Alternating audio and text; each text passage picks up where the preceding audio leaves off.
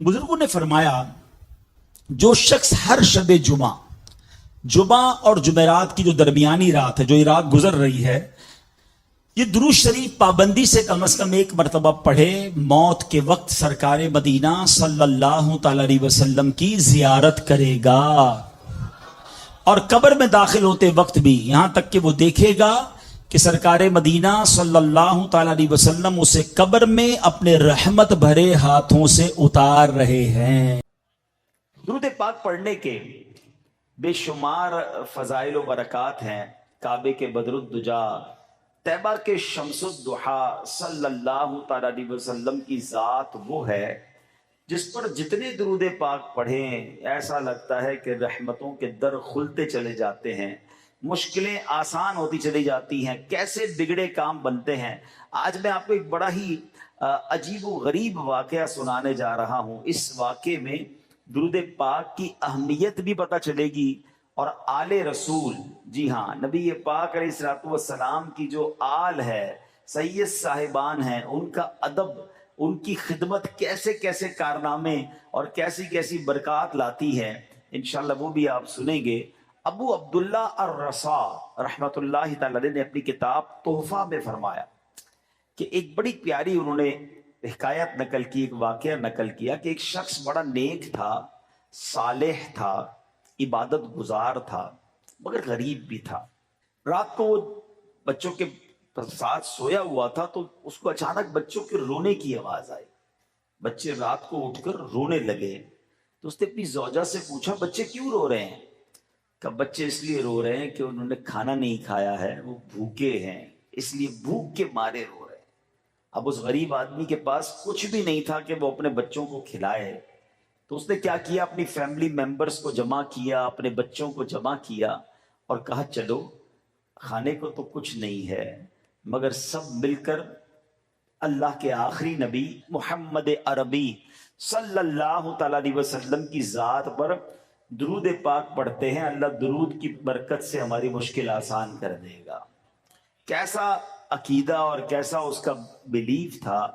तो उसने क्या किया कि अपने बच्चों को जमा किया और दुरूद पाक पढ़ने लगा। दुरूद पढ़ते पढ़ते नींद आ गई, आंखें बंद हुई। आंखें तो बंद हो गई मगर किस्मत जाग उठी। सरकार दो आलम सल्लल्लाहु अलैहि वसल्लम ख्वाब में तशरीफ लाए, फरमाया, फलां बिन फलां के घर कल जाना, उसे मेरा सलाम कहना और उसको कहना जो तुम्हारी दुआ थी वो कबूल हो गई है, और उससे ये कहना कि जो अल्लाह करीम ने तुझे अता फरमाया उसमें से मेरी मदद कर। ये शख्स उठा और बड़ा खुश था कि नबी पाक की ज़ियारत हो गई है, मगर जब उसे पता चला कि मेरे आका ने जिसके पास मुझे भेजा है वो तो शहर में बड़ा मशहूर आदमी है और वो तो मजूसी है। मजूसी कहते आग की पूजा करने वाले को। कहने लगा कि अल्लाह के नबी मुझे मजूसी के पास कैसे भेज सकते हैं? उसको सलाम भी दे रहे हैं, उसको कह रहे हैं कि तेरी दुआ भी कबूल हो गई है, अल्लाह ने माल जो दिया है मेरी मदद कर।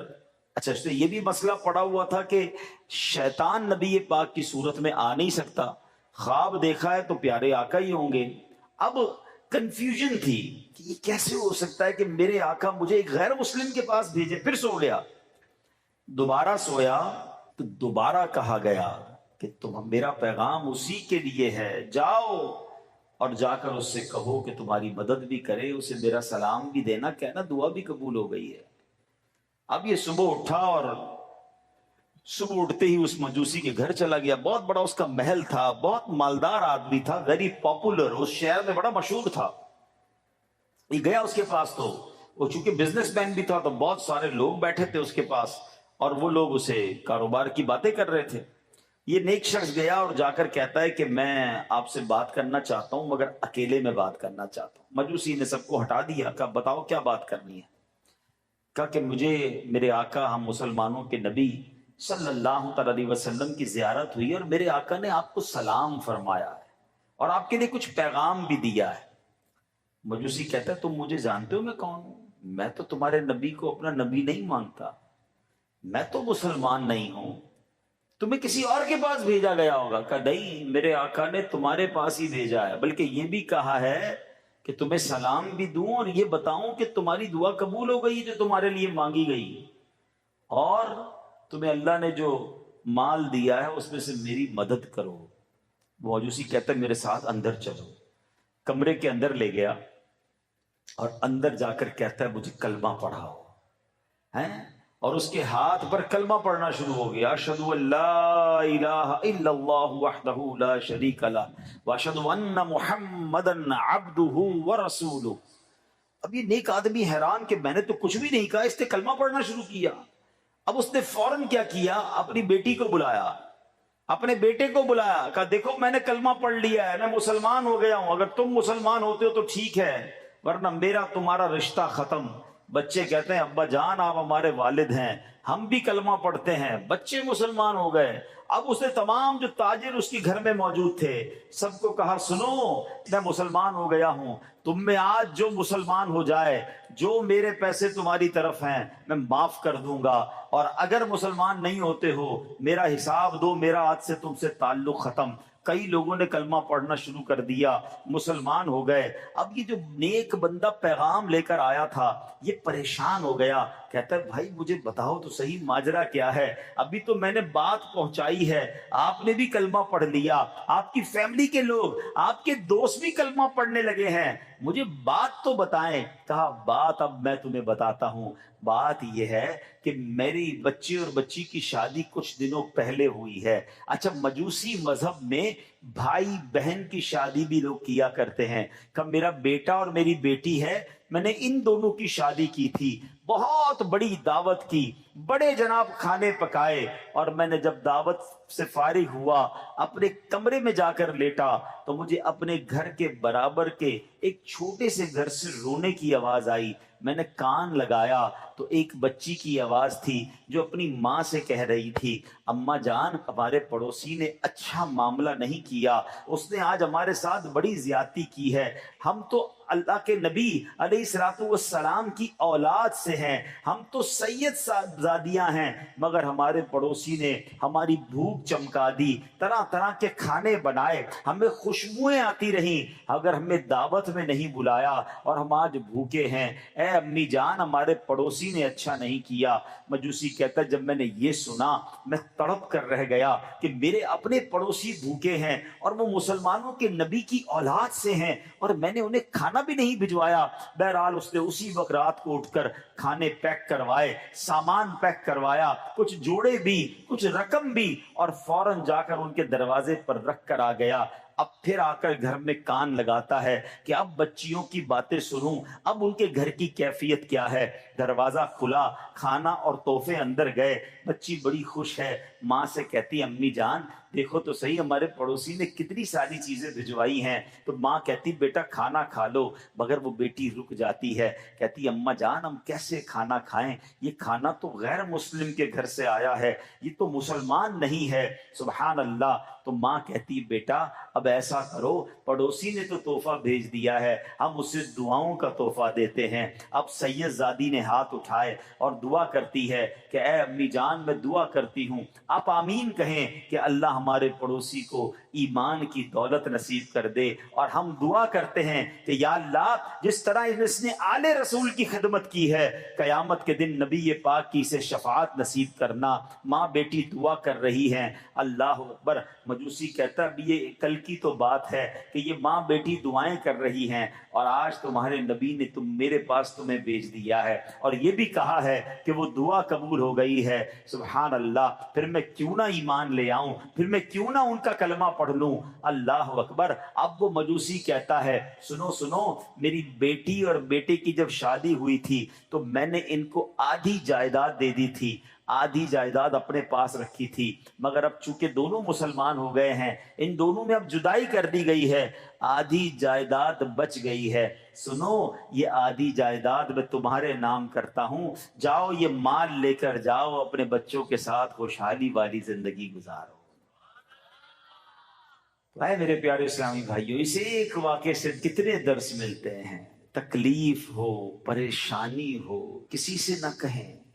آج کل پرابلم یہی تو ہو گیا ہے کہ اب اپنے دکھ اپنے پرابلم دنیا والوں کو بتاتے ہیں چھوٹی چھوٹے مسئلے کے لیے کبھی اس کے پاس کبھی اس کے پاس.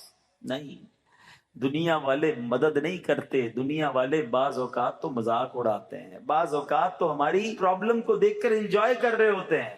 تو ہمیں سرکار دو عالم علیہ الصلوۃ والسلام کی بارگاہ میں خوب درود پاک پڑھنے چاہیے. درود پاک ویسے بھی پریشانیوں کو لے جاتا ہے. اس نیک آدمی نے کیا کیا؟ کھانے کو کچھ نہیں تھا، مگر کیا شاندار پلان کیا کہ بچوں کو بٹھایا اور سب نے دکھی دل کے ساتھ اپنے نبی کو یاد کرنا شروع کر دیا، درود پاک پڑھنا شروع کر دیے. اور آقا پھر کیسے کریم ہے. ایک بات تو یہ سیکھنے کو ملی. دوسری بات، اس بے ایمان مجوسی نے جو آگ کی پوجا کرتا تھا، اس نے کیا کیا؟ اس نے آل رسول کی تعظیم کی، اس نے سرکار کی آل کی خدمت کی. کیا مل گیا اس کو سب سے بڑی دولت مل گئی نا. پہلے دنیاوی مال تھا، ایمان نہیں تھا. آل رسول کی خدمت کا صدقہ یہ ملا کہ اللہ نے اسے ایمان والا بنا دیا. اور سبحان اللہ، دعا کیا ملی ہے کہ قیامت کے دن رسول پاک کی شفاعت بھی ملے گی. تو یہ بھی سیکھنے کو ملا کہ سبحان اللہ، سرکار علیہ الصلوۃ والسلام کی آل کی خدمت کیجیے. آج ہمارے اطراف میں بھی صحیح العقیدہ کوئی سنی سید ہے، اس کی خوب خدمت کیجیے. یہ نصیب والوں کو حصہ ملتا ہے. بلکہ میرے شیخ طریقت امیر اہل سنت تو اہل بیت سے، آل رسول سے اتنا پیار کرتے ہیں کہ آپ نے فرمایا کہ اپنی کمائی کا کچھ حصہ مختص کر دیں آل رسول کی خدمت کے لیے، اور پھر اس حصے سے سید خاندانوں کی، سید صاحبان کی خدمت کریں. ارے جس کے نانا کا صدقہ کھا رہے ہیں، اگر ان کی اولاد کی خدمت کر دیں گے تو انشاءاللہ بیڑا پار ہو جائے گا. رسول کی خدمت کریں گے انشاءاللہ. ادب کریں، جب پتہ چلتا ہے یہ سید ہیں، ان سے ادب سے بات کریں، ان کو احترام سے پیش آئیں. سبحان اللہ. امیر اہل سنت ہمارے بانی دعوت اسلامی کا تو بڑا پیارا انداز ہے کہ اگر کوئی چیز تقسیم کر رہے ہیں، پتہ چل جائے یہ سید ہے، اسے ڈبل عطا فرماتے ہیں. سبحان اللہ. تو بہت سارے طریقے ہو سکتے ہیں جس سے آپ سید صاحبان کی خدمت کریں. اور پھر درود پاک کی فضیلت کا بھی پتہ چل گیا. آج جو جامعۃ المدینہ ٹنڈ و جام میں بن چکا ہے، جس کا افتتاح ہے، سبحان اللہ، وہ ایک بڑی کمال کی ہستی کے نام پر ہے، امام غزالی رحمت اللہ تعالی. امام غزالی کا نام پتہ ہے کیا ہے؟ محمد بن محمد غزالی. یعنی آپ کا نام بھی محمد، آپ کے والد کا نام بھی محمد، آپ کے دادا کا نام بھی محمد. آپ کے والد صاحب جو تھے نا، شیخ محمد، یہ بڑے کمال کی شخصیت تھے. علماء کا بڑا ادب کرتے تھے، علماء کی محفلوں میں جاتے تھے. آپ کو بیٹے کی بڑی تمنا تھی، تو شیخ محمد جب کسی محفل میں جاتے، وہاں جا کے دعا کرتے کہ یا اللہ مجھے بیٹا بھی عطا فرما اور اسے عالم بھی بنا دے، اسے دین کا عظیم مبلغ بنا دے. ابھی ہم سب کے لیے یہ بھی درس ہے. لوگ بیٹا تو مانگتے ہیں، مگر اس لیے مانگتے ہیں کہ میرا وارث آ جائے، میری نسل آگے بڑھے، میرا گھر کا کوئی سہارا آ جائے. اگر اس میں یہ نیت شامل کر لی جائے کہ اللہ بیٹا بھی دے اور اس بیٹے کو دین کا عظیم عالم بھی بنا دے، اے اللہ اسے مفتی بنا دے، اسے مبلغ بنا کہ جو جا کر دنیا بھر میں دین کی خدمت کرے اور میرا نام روشن کرے. تو ہمیں یہ سوچ رکھنی چاہیے. اللہ نے ان کی دعا کیسی قبول کی کہ اللہ نے ان کو ایسا بیٹا دیا جو کروڑوں لوگوں کی تقدیر بدلنے والا بن گیا. اور سبحان اللہ، جب بیٹا ہوا تو بیٹے کا نام بھی انہوں نے محمد رکھا. اپنا نام بھی محمد تھا، ان کے والد کا نام بھی محمد تھا، اپنے بیٹے کا نام بھی محمد رکھا. اور پھر رہتی دنیا سبحان اللہ انہیں امام غزالی کے نام سے جانتی ہے. امام غزالی رحمت اللہ تعالی علیہ کے یہاں جو بیٹا ہوا اس کا نام آپ نے حامد رکھا. اسی لیے امام غزالی ابو حامد آپ کی کنیت ہے. اب یہاں ایک بات سیکھنے کو ملی، ہم انشاءاللہ بات بھی کرتے جائیں گے بزرگوں کی، مگر اپنے لیے بھی کچھ نہ کچھ مدنی پھول لیتے جائیں گے کہ بیٹا کی دعا کرنی ہے تو نیک اولاد، نیک بیٹے کی دعا کرے، اور اپنے بیٹوں کو پھر بنائے بھی عالم. سبحان اللہ. سوچے نا کتنی بڑی فضیلت ہے اس والد کے لیے کہ جس کا بیٹا عالم دین بن جائے. اب ایک اور بات یہ سیکھنے کو ملی کہ نام کیا رکھا؟ محمد.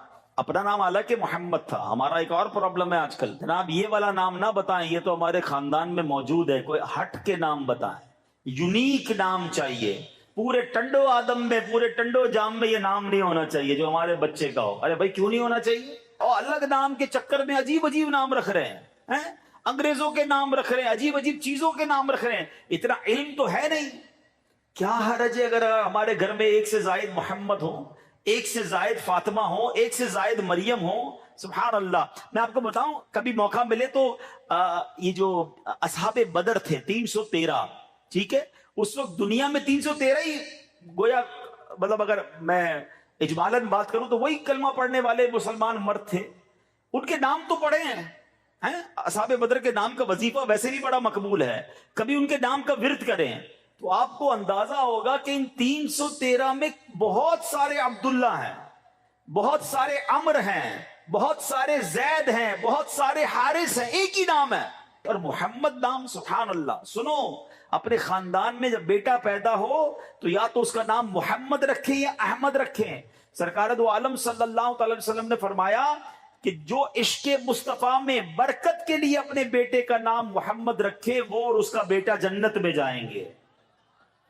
ایک اور جگہ نبی پاک فرماتے ہیں جس نے برکت کے لیے میرے نام پر نام رکھا، قیامت تک صبح و شام اس پر برکت نازل ہوتی رہے گی. اچھا سبحان اللہ. اب یہ بھی ذہن میں خیال آئے گا کہ یار پھر پہچان کیسے ہوگی؟ ایک گھر میں بہت سارے محمد ہو جائیں گے. اس کا طریقہ میں آپ کو بتاتا ہوں. سیدی اعلیٰ حضرت امام اہل سنت کا بھی یہ انداز، اور میرے شیخ طریقت امیر اہل سنت بھی، جب بھی ان سے کوئی لڑکے کا نام پوچھتا ہے نا، وہ نام رکھیں گے محمد. ٹھیک ہے. پھر پکارنے کے لیے رمضان رضا، زمزم رضا، بغداد رضا، کوئی بھی نام، اچھے صحابہ کے نام رکھ لیں، کوئی بھی نسبت والا نام رکھ لیں. تو اب اس سے کیا ہوگا؟ نام محمد ہو گیا، پکارنے کے لیے آپ کوئی بھی نام رکھیں. اچھا اس میں بھی سبحان اللہ نسبت کے لیے اعلیٰ حضرت جو بریلی کے تاجدار ہیں ان کی نسبت سے رضا بھی لگا دیں گے نام کے ساتھ، ہیں قربان رضا، بغداد رضا. تو اس سبحان اللہ یہ بڑوں کی بڑی باتیں ہوتی ہیں.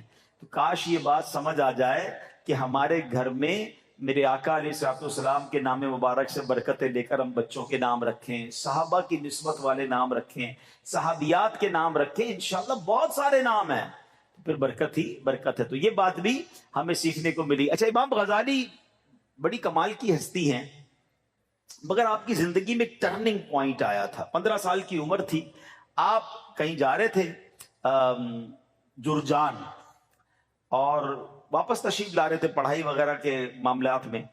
تو راستے میں ڈاکوؤں نے آپ کے قافلے کو لوٹ لیا. تو امام غزالی کے پاس نوٹس تھے. یہاں اسٹوڈنٹ بیٹھے ہیں تو وہ سمجھتے ہوں گے کہ جب پڑھتے ہیں یا سنتے ہیں لیکچر تو نوٹس لکھتے ہیں. ان کے بہت سارے نوٹس کی بک تھی. تو ڈاکوؤں نے جب بہت سارا سامان چھینا تو آپ کی نوٹس بک بھی لے لی.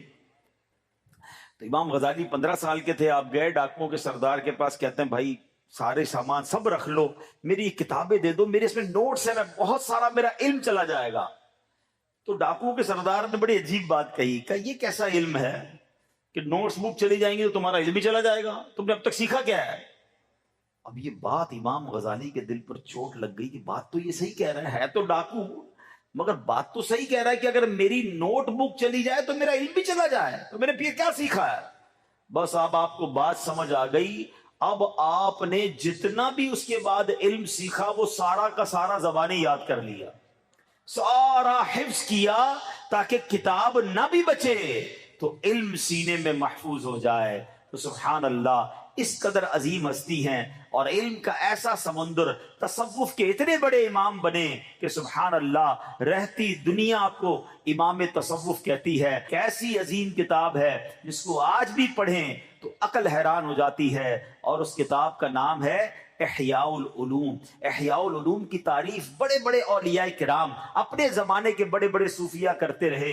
اور سبحان اللہ اس کتاب کی اہمیت کو ذرا امیر اہل سنت کے الفاظ کے ذریعے سمجھیے. شیخ طریقت امیر اہل سنت بانی دعوت اسلامی امام غزالی اور ان کی کتاب احیاء العلوم کے بارے میں کیا فرماتے ہیں؟ آپ فرماتے ہیں کہ الحمدللہ جہاں میرے آقا اعلیٰ حضرت امام اہل سنت مولانا الشاہ امام احمد رضا خان علیہ رحمت الرحمان کا عقائد و اعمال کی پختگی کے معاملے میں مجھ پر فیضان ہے، وہاں باطن کی اصلاح میں حجت الاسلام سیدنا امام محمد بن محمد غزالی کا مجھ پر بڑا احسان ہے۔ امام غزالی کی منہاج العابدین اور احیاء العلوم وغیرہ پڑھتے ہوئے بارہا ایسا محسوس ہوتا ہے گویا مجھے ہی کان پکڑ کر سمجھا رہے ہیں کہ بڑا نیک بنا پھرتا ہے، ذرا اپنے آپ کو تو دیکھ، تجھ میں تو یہ بھی خرابی ہے، تیرے اندر تو وہ بھی برائی ہے۔ نیز جب بھی پڑھو ایسا لگتا ہے کہ روح کو نئی نئی غذائیں مل رہی ہیں۔ ان کی کتب ایک آدھ بار پڑھ کر رکھ دینے والی نہیں، زندگی کے آخری سانس تک پڑھے جانے کے لائق ہے۔ سرکار اعلیٰ حضرت اور امام غزالی کی مبارک کتابیں اگر مطالعے میں نہ آتی تو شاید میں برباد ہو جاتا۔ خدا کی قسم، حجت الاسلام امام بن محمد غزالی نے احیاء العلوم لکھ کر امت پر احسان عظیم فرمایا ہے۔ اب آگے فرماتے ہیں، دعوت اسلامی کے تمام جامعات المدینہ اور مدارس المدینہ کے جملہ اساتذہ، ناظمین و ناظمات، طلباء اور طالبات، سبھی مبلغین و مبلغات، تمام اسلامی بھائی اور اسلامی بہنوں کی نیز مدنی چینل کے ناظرین کی خدمات میں میری دست بستہ مدنی التجا ہے۔ یہ کون کہہ رہا ہے؟ وقت کے امام ہمارے امیر اہل سنت کہہ رہے ہیں کہ میری التجا ہے کہ احیاء العلوم کا مطالعہ نہ کیا ہو تو پہلی فرصت میں فرما لے۔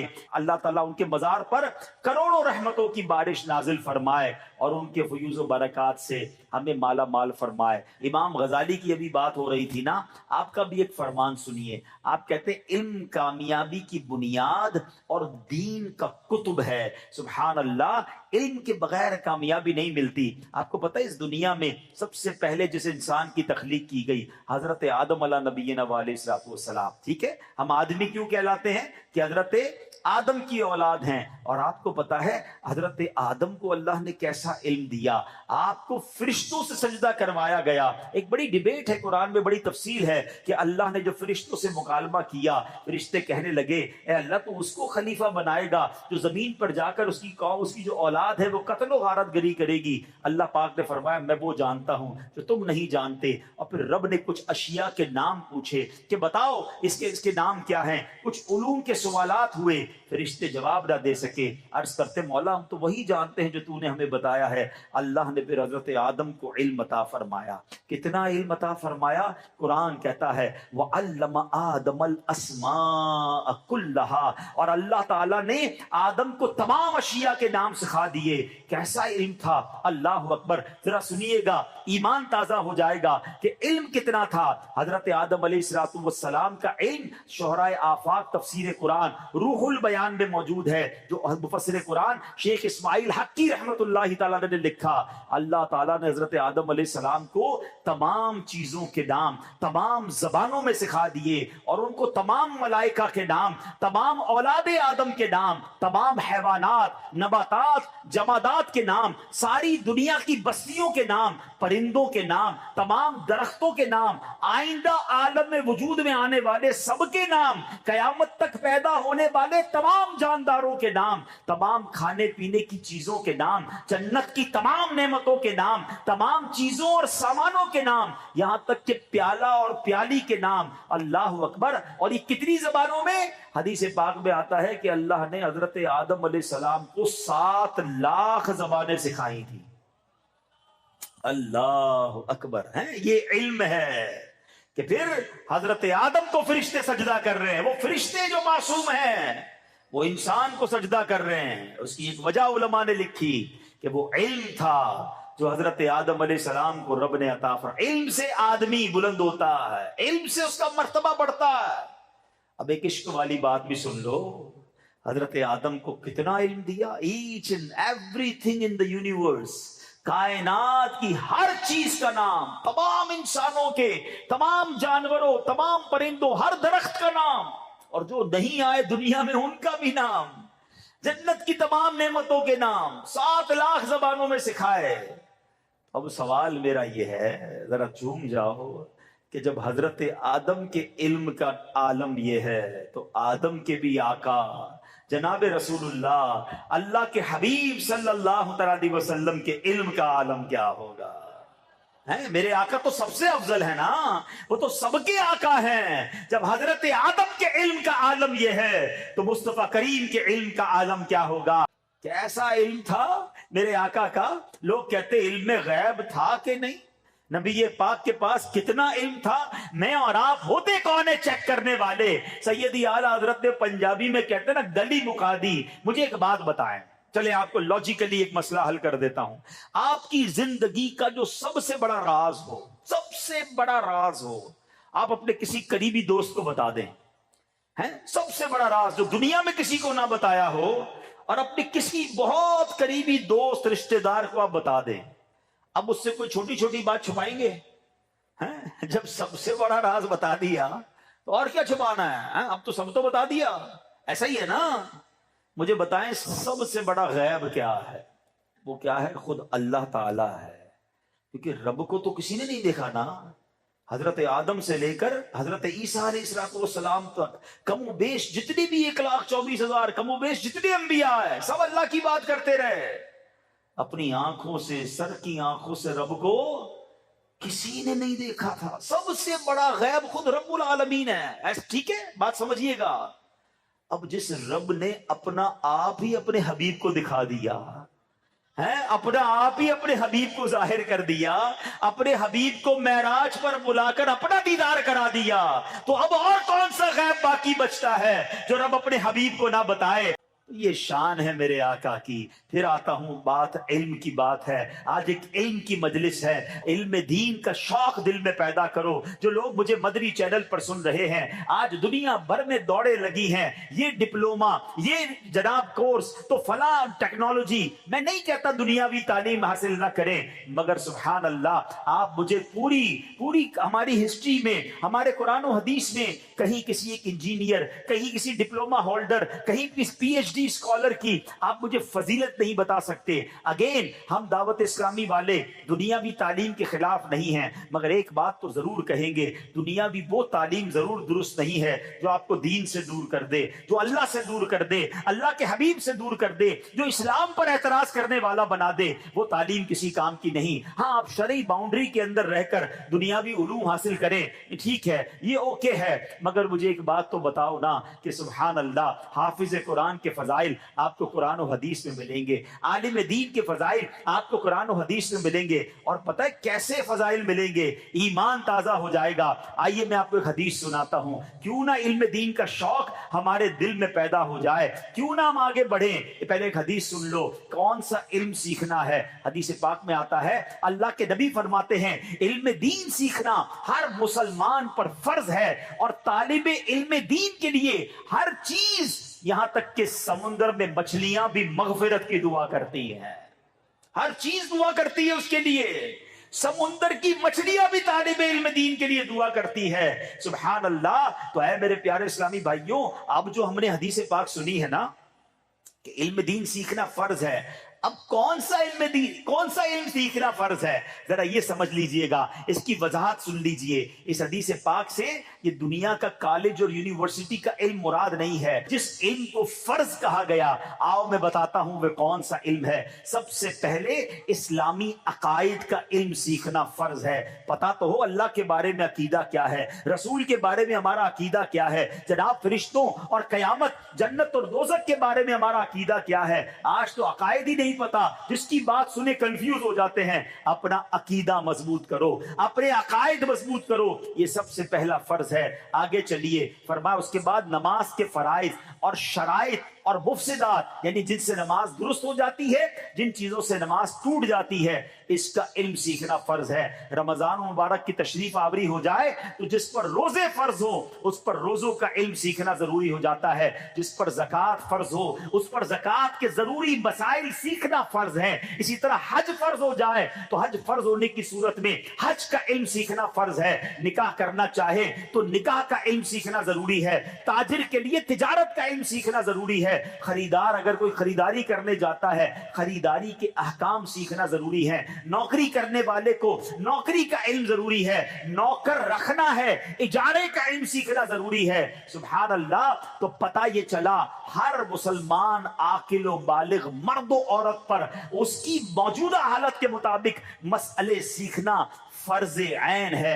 اب ذرا غور کیجئے, آج موبائل بیٹھ کر گھنٹوں سوشل میڈیا پہ نکل جاتے ہیں, پتہ نہیں کیا کیا دماغ میں آ رہا ہے, وہ نالج آ رہی ہے جس کی ضرورت نہیں ہے, ان نون نالج دماغ میں گھس رہی ہے. ہمیں کیا پڑی برازیل میں آج کیا ہوا, آج امریکہ کے ریگستان میں کیا ہوا, ہمیں کوئی ضرورت نہیں ہے سیکھنے کی, لیکن چونکہ فیس بک کھول کے بیٹھے ہیں, سوشل میڈیا کھلا ہوا ہے, دنیا بھر کی خطرناک خبریں ہوں, اچھی خبریں ہوں, بری خبریں ہوں, خامہ خواہ ہمیں مل رہی ہیں جس کی ہمیں ضرورت نہیں ہے. مگر نماز پڑھنی ہے وہ نہیں آتی, وضو کرنا ہے وہ نہ سیکھا, پاک ہونے کے لیے غسل کا سیکھا, گھر میں جنازہ ہو جائے جنازہ پڑھنا نہیں آتا, ہمارے گھر میں بیعت ہو جائے بیعت کو غسل دینا نہیں آتا, تجارت بچپن سے کر رہے ہیں, تجارت کے اصول نہیں سیکھے, مگر گھنٹوں چائے کے ہوٹل پر بیٹھ کر دنیا بھر کی بحث کر رہے ہوں گے. ایسا لگتا ہے ملک کا سارا نظام ہی ہم چلا رہے ہیں, مگر جو فرض علوم تھے, جو سیکھنا ضروری تھا, وہ ہم نہیں سیکھ رہے. خدا را ایسی زندگی نہ گزارے, علم سے اتنا دور نہ رہیں, کہیں ایسا نہ ہو اللہ کی بارگاہ میں جواب دینا بھاری پڑ جائے. اب آئیے میں آپ کو بتاتا ہوں ہمارے اسلاف کس قدر علم دین سے محبت کرتے تھے, کیسا شوق تھا, کتنا ٹریول کرتے تھے.